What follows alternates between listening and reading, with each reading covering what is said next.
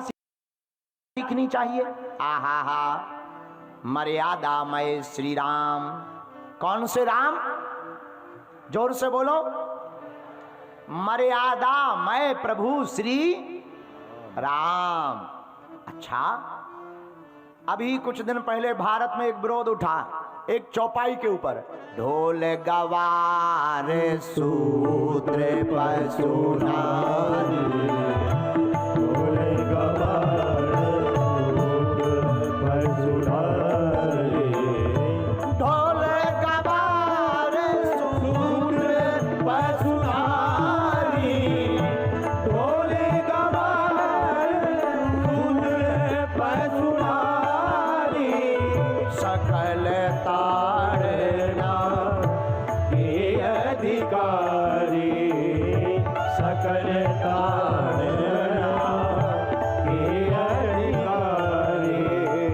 श्री राम जय राम जय राम, श्री राम जय राम जय जय राम, श्री राम जय राम जय जय राम।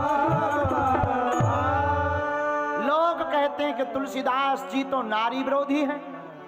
नहीं नहीं नहीं, यत्र नार्यस्तु पूज्यन्ते रमन्ते तत्र देवता। मेरे पागलों, ना तो तुलसीदास जी नारी विरोधी हैं, ना तुलसीदास के प्रभु श्री राम नारी विरोधी हैं। इनसे बड़ा मर्यादित कोई नहीं। इसके कुछ क्रम देखिए।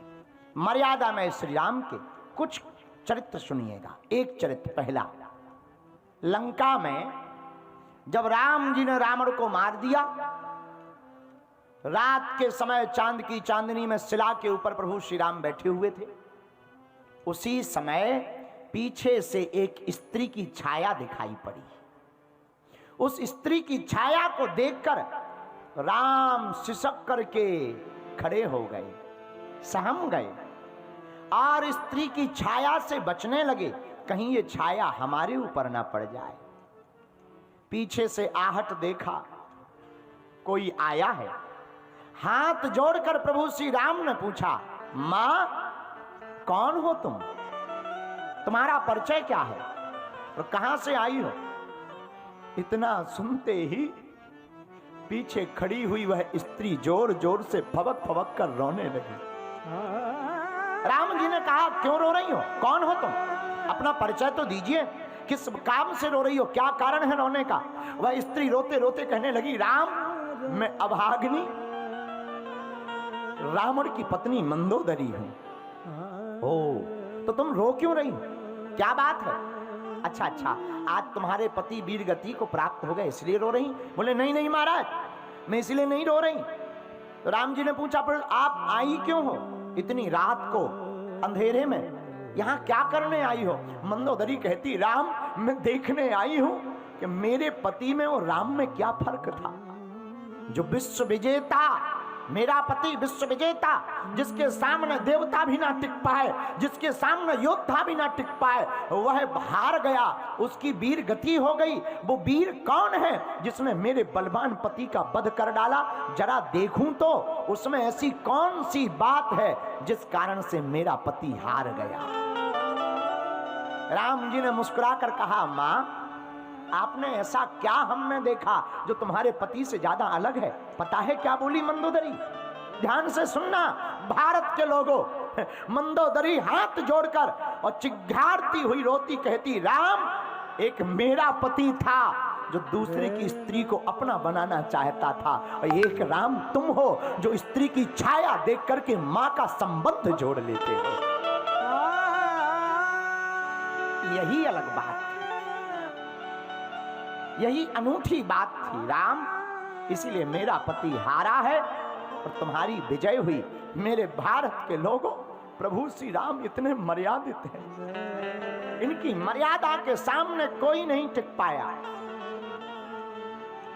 गौतम नारी श्राप बसो उपल दे धरी।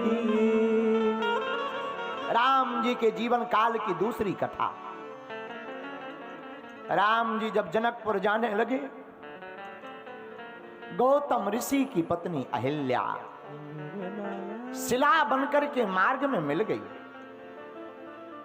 पत्थर बनी हुई शिला को देखकर गुरुदेव से पूछ लिया, ये कौन है? तो गुरुजी मुस्कुराकर बोले, जिस पर किसी की नजर नहीं गई उस पर आपकी नजर चली गई। मतलब अब आपकी नजर से इसकी नजर में कमाल हो गया, अब ये सिला नहीं रह पाएगी। नाथ आप पहचान गए, आपने ठीक पूछा ये कौन है। ये बड़ी बदकिस्मती गौतम ऋषि की पत्नी अहिल्या है। राम जी ने कहा, गुरुदेव ये पत्थर बनी हुई क्यों है, यहाँ शिला क्यों बनी? श्राप के कारण। अच्छा हाँ, तो महाराज हम क्या करें? गुरुजी मुस्कुरा करके बोले, चरण कमल रज चाहती